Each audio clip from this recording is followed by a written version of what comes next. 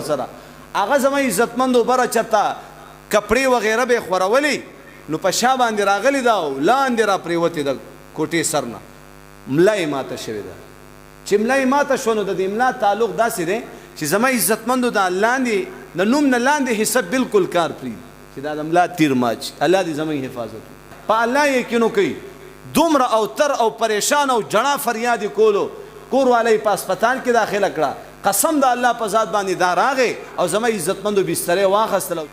چلې له لاړې ورته پته وه دا د الله لار ده او د الله په لاره کې مسلې حل کېږي چې کله الله راضي شي بس هر څه ټیک کېږي بیا